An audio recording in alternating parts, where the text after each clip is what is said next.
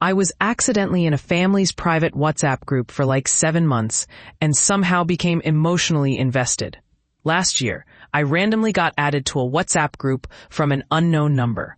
At first, I didn't think much of it. Getting added to a group you know nothing about isn't that unusual. The group was called Smith Family Chat, and it had about 14 people in it.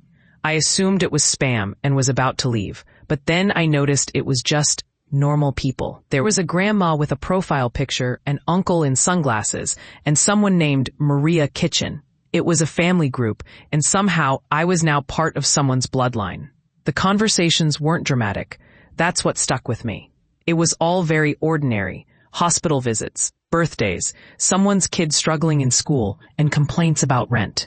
Granny sent those good morning pictures that looked like they were made in 2004. Nothing went viral. It was just people living their lives. For some reason, I kept checking the group. Not constantly, but whenever I was bored. Initially, I thought I'd leave right away, but curiosity got the better of me. I wondered how long it would take for them to notice me. It took months. I watched full family dramas unfold, like a weird Netflix show I didn't ask for. There was a cousin failing classes, an aunt arguing with an uncle about a dog, and a scare when someone got hospitalized. Thankfully, she was fine.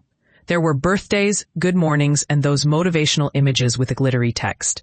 I learned so much about strangers that I shouldn't have known.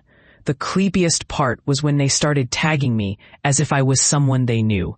They'd say things like, "Are you bringing chairs?" And I'd stare at my phone, thinking, "I don't know any of you. I can't bring chairs." One time, they were debating what color to paint a room, and someone actually wrote, "Ask him, he's usually right about this stuff." About me, a random guy.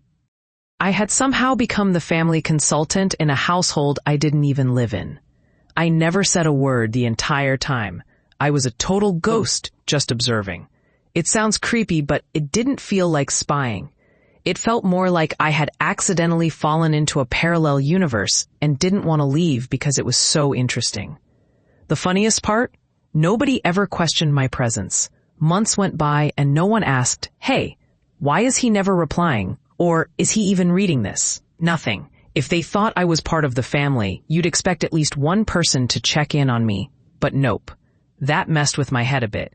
Either they barely talked to the real person I was replacing, or they collectively decided, he's quiet, whatever. I often thought about the real guy whose spot I had taken by accident. Did he know he was supposed to be in there? Did he feel left out? I honestly felt guilty sometimes, like I had taken a place in someone's family without meaning to. But I kept reading because I enjoyed listening to these strangers talk about their daily lives. 7 months passed. I know because the media auto-download nearly filled my storage.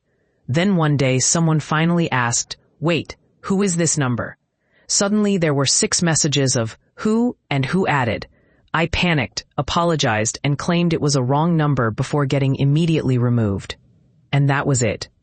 Over. Strangely, I still think about them sometimes. I'll remember, "Oh yeah, Maria finally got that job," and then realize I will never know what happened to any of them again. They felt more real than half the people I interact with online because nothing insane happened, just life. I don't know why that messes with my mind a bit. Maybe it's because sometimes you meet people, don't really meet them, and then they disappear forever. That's normal, but it still feels strange.